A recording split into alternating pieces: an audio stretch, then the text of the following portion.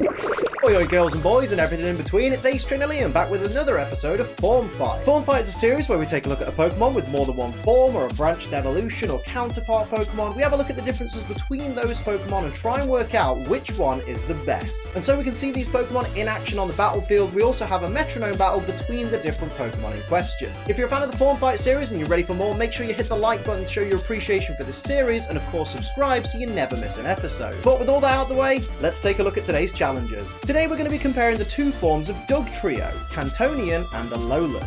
Its pre-evolution Diglett has its own Kantonian and Alolan forms. However, we won't be comparing these Pokemon in this video as most people don't leave their Diglett unevolved. A Diglett born in Kanto, Johto, Hoenn, Sinnoh, Unova or Kalos will be in the Kantonian form and will evolve into Kantonian Dugtrio at level 26. A Diglett born in Alola will be the Alolan Diglett and will evolve into Alolan Dugtrio at level 26. So let's have a look at how different these two forms of Dugtrio really are. The Pokédex tells us that Kantonian Dugtrio stands at 0.7 meters tall and weighs 33.3 kilograms. Its Pokédex entry tells us while the three of them normally get along splendidly, on rare occasions a huge fight will break out over which head gets to eat first. Dugtrio's heads are sleek and smooth and incredibly hard. It can dig through any soil with its headbutts. Alolan Dugtrio also stands at 0.7 meters tall, but is double the weight of its Kanto cousins, at 66.6 kilograms. The Pokédex says that its metallic whiskers are heavy, so it's not very fast, but it has the power to dig through bedrock. Its shining gold whiskers are advanced sensors that can detect vibrations from sounds several miles away. In terms of appearance, these two Pokemon are almost identical, with the obvious exception of Alolan Dugtrio having those glorious manes of blonde hair flowing from each head, although these are apparently actually whiskers. Also, the rubble around the base of Alolan Dugtrio looks more like set magma. In their shiny forms, both forms' pink noses switch to a blue colour. Kantonian Dugtrio's body stays the same colour as the original, but Alolan Dugtrio's body becomes a much darker shade of brown. Now let's have a look at their typing, weaknesses and resistances. Kantonian Dugtrio is a pure ground type Pokemon, making it weak to water, grass and ice type attacks. It resists poison and rock type moves and has complete immunity to electric type attacks. As for Alolan Dugtrio, it's a dual type ground and steel type Pokemon, changing its weaknesses to fighting, ground, fire and water. It resists normal,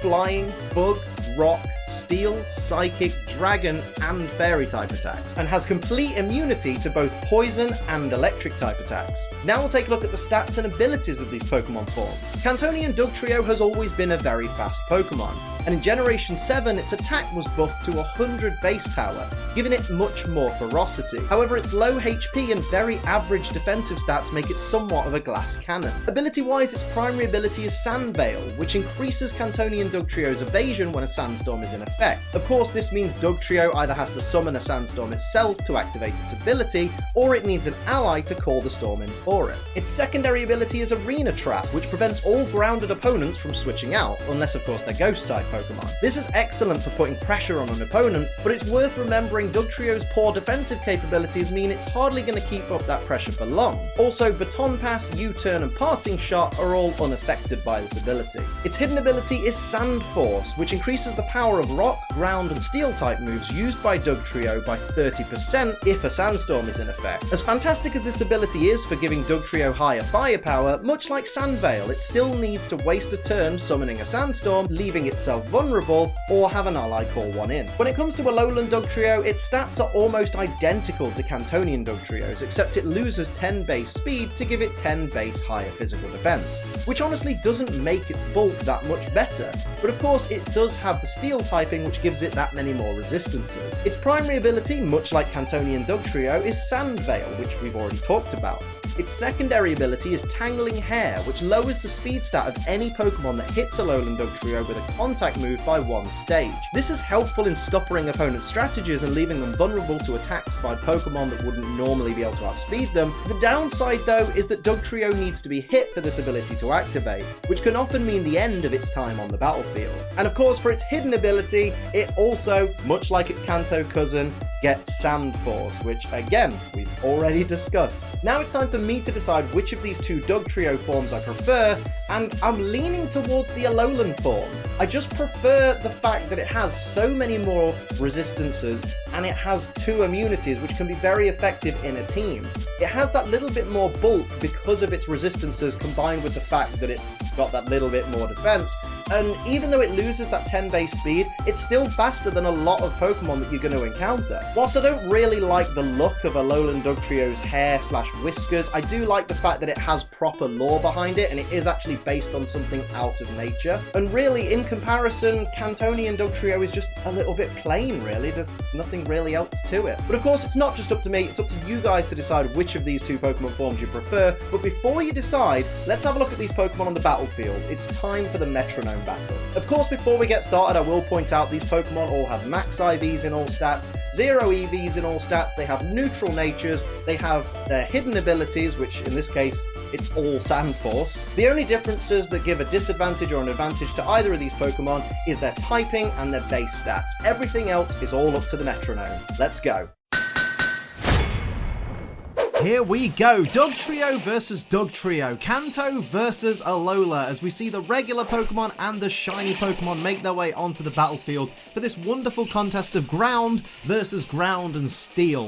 Of course, Kanto is the faster of the 2 Pokemon forms, so the Kanto team is always going to move first unless we have some shifts in speed, starting off with a slam onto shiny Alola, doing a little bit of chip damage, nothing too major. Here comes regular Kanto, baton pass, who are you going to pass to, mate? What a waste of a turn. Here we see regular Alola, first turn for it from the battle, stored power, it's going to do the most minimal amount of damage, but at least you gave it a try, mate. Points for turning up. Here we see shiny Alola with its first turn of the battle, going for conversion too. Gonna change its typing to what though?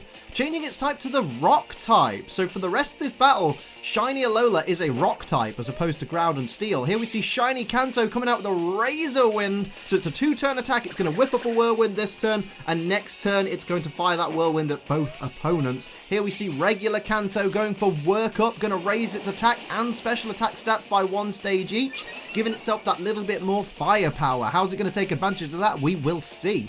Here we see shiny Alola coming back with Swallow, but it's not stockpiled anything, so that was a waste of a turn as well. How can regular Alola make up for its ally's mistake? Lovely Kiss! Onto which? Onto regular Kanto. So now regular Kanto is going to be asleep and can't take advantage of that attack and special attack raise because it ain't going to be able to use Metronome for a while. It's fast asleep, of course, at the start of the next turn. So how's...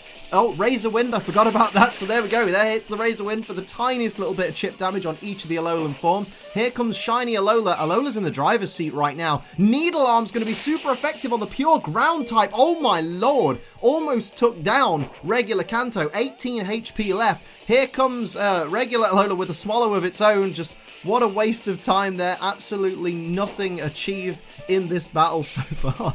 We see Trop Kick coming out from shiny Kanto. Of course, it's not super effective on the Alolan forms because of the steel typing, balancing it out to neutral damage. Regular Kanto's still asleep. Shiny Alola, what have you got for us? What are you going to bring to the table? Triple Kick, going to do 3 little hits of damage there, bringing down shiny Kanto to almost half HP with those 3 hits. That was quite a good move. Here comes regular Alola with the X-Scissor. Who's it going to be on? It's going to be on shiny Kanto, doing a considerable amount of damage there. The Kanto team are not looking good right now. Here comes shiny Kanto. How will it retaliate? Going for Feint Attack on shiny Alola. Decent amount of damage, but at this stage of the game, you need to be either pulling out all the stops or doing some healing techniques. Regular Kanto's still fast asleep during this battle. Here we see Payday coming out from shiny Alola, and it's enough to take down shiny Kanto, I should say. So regular Kanto is sleeping on the battlefield and is in grave danger right now with that 18 HP. It looks like it's all Alola. Avoids the Fissure, though, in its sleep. That is a very lucky turn for Kanto. As it wakes up, goes for the Metronome. What's it bringing to the table? How's it going to claw its way back? Goes for Blaze Kick on the shiny Alola, but of course it changed itself to a Rock type with conversion 2, so it's not very effective, doesn't take it down. What's it going to fire back with? Power Whip. It's over. I can't believe it. That was so fast. Alola just absolutely smoked the Kanto team. Fantastic showing by the Alola team. That was absolutely incredible. That rock type change made all the difference. That was so cool. So you've heard what I've got to say, you've seen these Pokemon on the battlefield, but now it's time for you to make your choice. Which of these mole Pokemon do you prefer? Is it Kantonian Dugtrio? Is it Alolan Dugtrio? Let me know in the comments below and explain to everybody else why your pick breaks the most ground. If you've enjoyed this video, of course hit the like button, and if you're new to this channel, hit the subscribe button so you never miss a video from me. But until next time, I'm Ace Trainer Liam, keep on training.